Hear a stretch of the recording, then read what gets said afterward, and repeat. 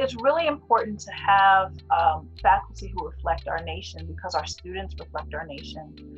But it's also about the different perspectives that they provide in terms of the research and work that they do as well. And especially because of university histories of exclusion, it's important to address the structures that were in place and the structures that continue to be in place that might be impeding the success of faculty of color here at the University of Pittsburgh and at other institutions across the country. You have students who've never had a Black professor in front of them. And what does that mean for our nation when we think about the possibilities? When we think about the stereotypes that are used to shape how people perceive Blackness. So rather than always using these ideas around criminality or about poverty or a lack of intelligence, these are all negative stereotypes that are often assigned to Black men and women. But when you see a professor in front of you, how does that then dislodge some of those false perceptions? There's a number of different things also around the research that is being produced.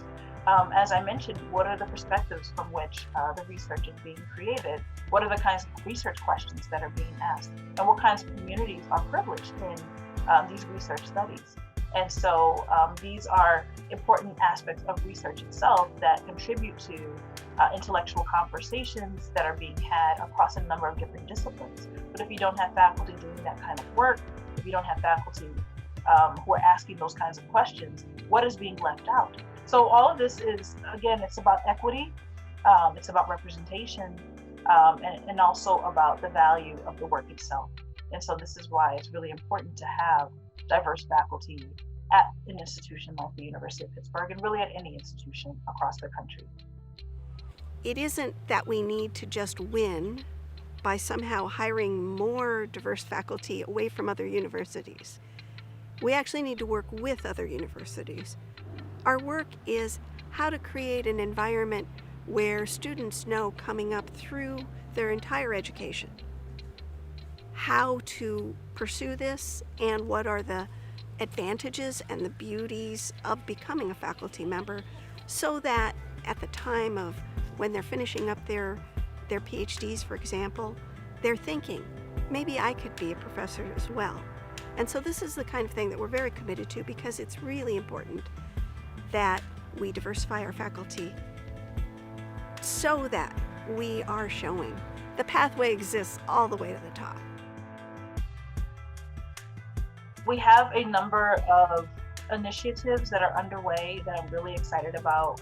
There's going to be a cluster hire that's focused on race, well-being, and social equity. There's going to be a call for proposals, actually. It's going to be sent out to the entire university for different departments to put in a proposal to try and bring in faculty who are working at the intersection of race, well-being, and social equity.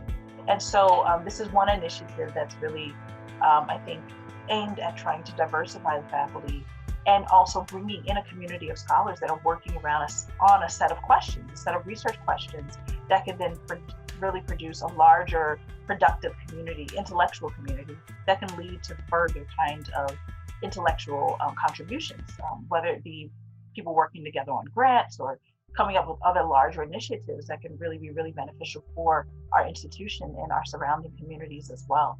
We now have a new Vice Provost for Faculty Development and Diversity. This is Vice Provost John Wallace. This is a new position where he's trying to work directly on addressing issues around faculty diversity and retention issues. We have a new Vice Chancellor for Diversity and Inclusion in Clyde Pickett, which is also another major step for the university.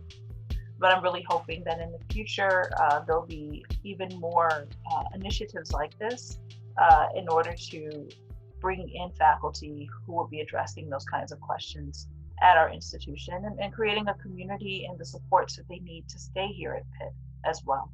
And so that's what I'm looking forward to and hoping to see more of that in the future.